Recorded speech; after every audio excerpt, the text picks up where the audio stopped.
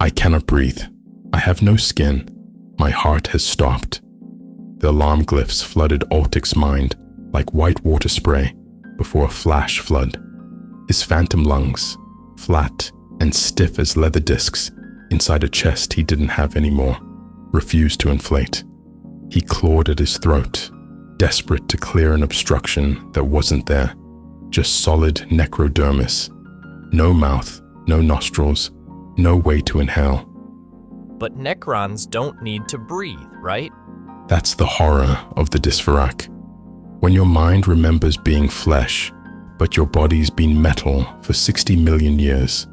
When your non-existent brain begs for oxygen as its tissues blacken. When your blood has been still for millennia, but you feel your organs failing, all the same, cells dying by the billions. That sounds awful. It gets worse, because when those phantom sensations take hold, when you start feeling the metal puncturing every part of yourself at once, that's when the Flayer curse finds its way in. Oltyx was born on the crown world Antikef, second son to Pharaoh Unas of the Ithakas dynasty, forever living in the shadow of his brother Joseris, the golden child. Ever notice how having a perfect sibling can mess you up? Yeah, like you're constantly being measured against an impossible standard. Exactly. And for the Necrontyr, existence was already miserable enough. Cancer-ridden bodies that barely lasted a few decades, every day in pain. Their entire species, born, living, and dying under the radiation of a hateful star. So how did they end up as robots?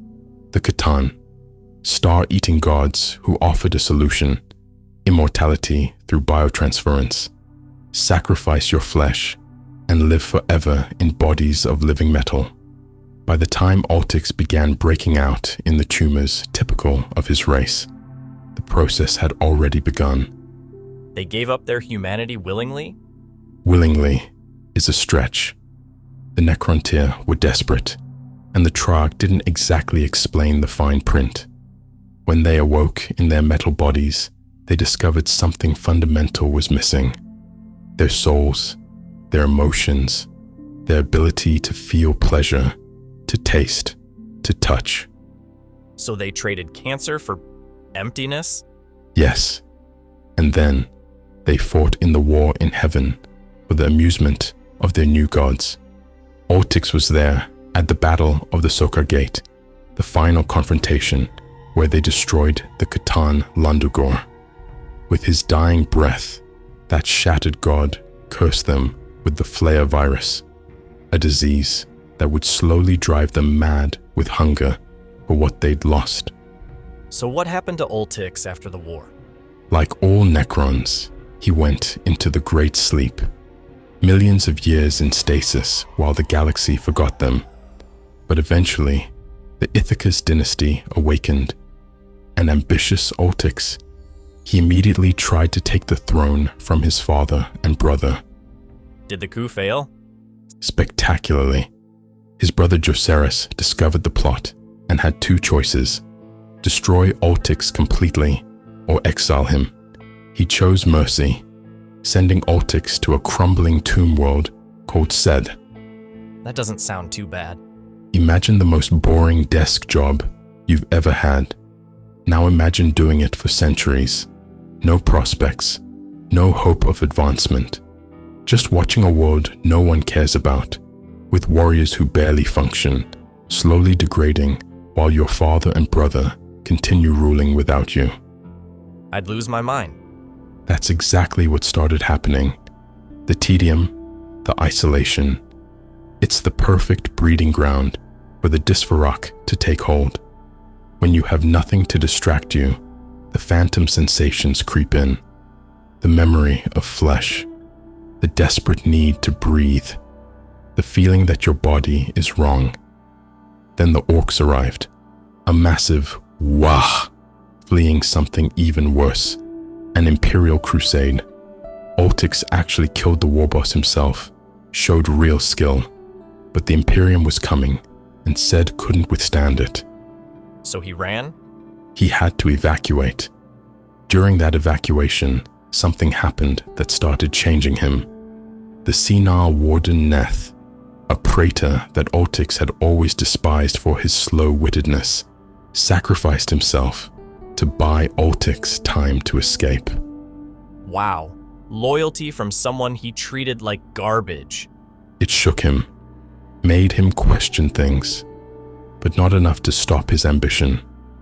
He fled back to Antikef, seeking aid against the Imperium. Want to guess what he found? His family waiting to punish him? Worse, his dynasty in ruins. His father had succumbed to the Flayer curse and was being manipulated by the court vizier, Hemion. The Ithakas dynasty was rotting from within. The very curse that Oltyx feared most had already taken root.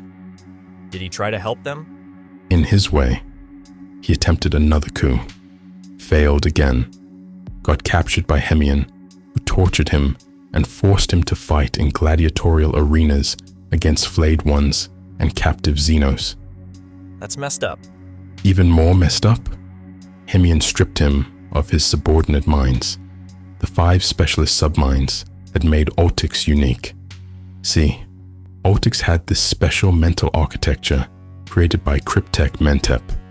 He divided his consciousness into 5 specialists: doctrinal, strategic, combat, analytical, and xenology. They could talk to each other, debate, even keep secrets from Oltyx himself. Like having 5 AI assistants in your head? More intimate than that. They were him, just partitioned, and losing them was like having parts of your brain cut out while still conscious. The dynasty's fortunes changed when Jocerus finally stepped up. He overthrew both their father and Hemion. But then the Imperial Crusade arrived at Antikef. Let me guess. Jocerus sacrificed himself? How did you know? He died delaying the Imperium while the remaining Necrons evacuated. Ironic, isn't it?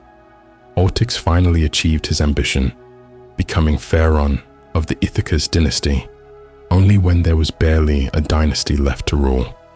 Just refugees fleeing their devastated homeworld. Talk about a hollow victory. Exactly. And you know what's the perfect breeding ground for the Flayer virus? Stress, loss, trauma, all the things Oltyx experienced in rapid succession. As Pharaon, Oltyx made a disturbing discovery. The Cryptek Mentep had been using something called the Ghost Wind to journey toward Drazak, a world whispered about in Necron nightmares, the home of the Flayed Ones. Why would anyone go there willingly? Good question. Oltyx flew into a rage, killed Mentep, banished High Admiral Yennek, who was showing signs of the Flayer curse, then ordered a purge of all Flayed Ones in his fleet. Can you see the pattern? He was terrified of becoming what he hated. Precisely. The Dysphoric was getting worse. The phantom sensations, the hunger, the whispers from the curse, telling him how good it would feel to be wrapped in skin again, to taste blood, to feel. During the purge, the Space Marines attacked, Angels and Carmine and their allies. On the bridge of his flagship, Oltyx fought against Terminators and a Dreadnought. He was torn apart, died for the second time. But with his final action, he activated the Ghost Wind Protocol. What does that do? No one knows exactly. It's ancient Necron tech that manipulates time and space. Days later, Oltyx rose again, orbiting Drazak. But he wasn't Oltyx anymore. The Flayer curse? He had succumbed completely. But here's the twist. Instead of fighting it like most, he embraced it, became Valgul, the fallen lord, the twice-dead king who rules over the Bone Kingdom of Drazak. There's a debate among scholars whether Oltyx was always destined to become Valgul. Did he travel back in time via the Ghost Wind? Or did he simply inherit an ancient title? The records are unclear. Either way, he became what he feared most. But with a crucial difference. Even while infected with the Flayer curse, Balgul maintains his sanity. He's described as the only Necron on Drazak who has retained his senses. When his kingdom runs low on meat, he announces times of bounty and launches raids to harvest flesh and blood. So he found a way to control the curse? Not control it. Embrace it. The curse finally gave him what 60 million years of metal existence couldn't. Purpose, sensation, a twisted form of leadership. The Sautek dynasty now actively works to contain the Bone Kingdom, fearing its expansion into the eastern fringe. It's almost tragic. He wanted power and got it in the worst possible way. That's what makes Oltyx's story so disturbing. In the grimdark future, even when you get exactly what you want, it's never what you hoped for.